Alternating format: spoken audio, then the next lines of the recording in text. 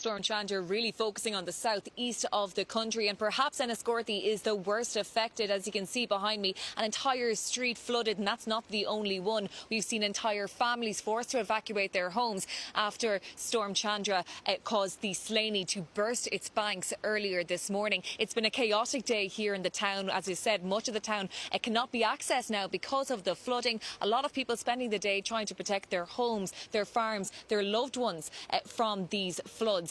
And of course, we've seen many travel disruptions here as well, with the Irish Rail explaining that the link between Enniscorthy and Wexford town will remain down because of flooding on the railway line there. It is being monitored at all times, but it is not certain whether or not that'll be open for tomorrow. There is a shuttle bus in place for now.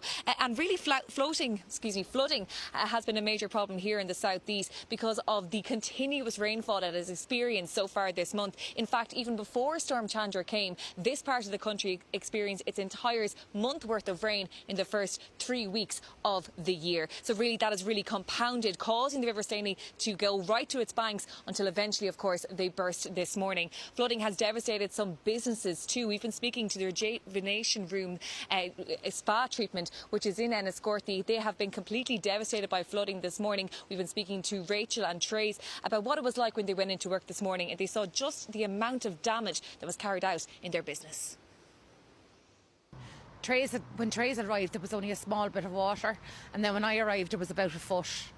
And we moved everything up higher again, thinking that it was going to be enough, and we went upstairs and had a coffee. And when we came back down, the water was after rising so much more, and we got to the stage then we just had to take everything out. And I mean, what was going through your heads when you just saw the amount of water in your business?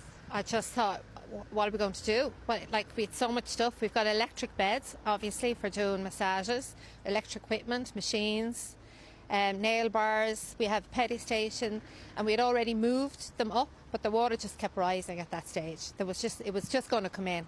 So we just decided we'd better try and move it up a little bit more. And then we were like, no, we need to get stuff out. We need to try and get stuff out.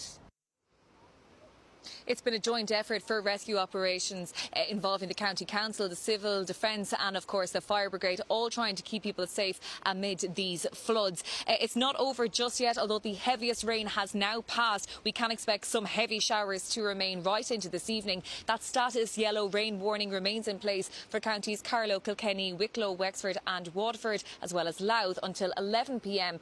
This evening, while that status yellow wind warning remains over the entire country for that same time period. Floodwater poured across Nutgrove Avenue this morning, turning a busy South Dublin route into a river. Drainage systems were overwhelmed as water levels rose rapidly following hours of persistent heavy rain.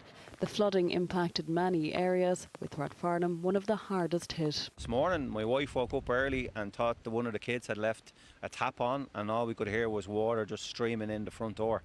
And when we went down the stairs, the whole of the front door was just literally water flooding in through the door into the hall. Oh, no warning, literally just came down this morning. Like, we didn't expect it. The whole downstairs, to about 3 to 4 foot of water has come through, all the way through the whole of the lower deck of the house. And your car? Both cars are gone. Yeah, my car is floating there in the right in front of that tree. That's my car, and my wife's car is the same. Yeah, two of them. On the same street, an elderly woman had to be rescued by fire crews after the entire downstairs of her home was flooded. My aunt lives on this road and she's stranded upstairs with no heating or electricity. Thank God we're all around for her, and she's going to stay in with my brothers. The River Dodder burst its banks, leaving several roads in the area impassable. A dramatic rescue operation unfolded after a car became stuck in knee-deep water. Footage shows the car partially submerged as emergency crews rushed to assist. There was a river running through the garage there at one point, and we opened the back door, so it's now all gone into the back garden. There was traffic chaotic everywhere, up the Grange Road, down the Grange Road. Some even chose to embrace the moment, with one man spotted surfing on the floodwaters. For residents, it's now a waiting game, hoping water levels continue to fall before the clean-up begins. And with more rain forecast for tonight, many are bracing for the hours ahead. Aisling Roach, Virgin Media News.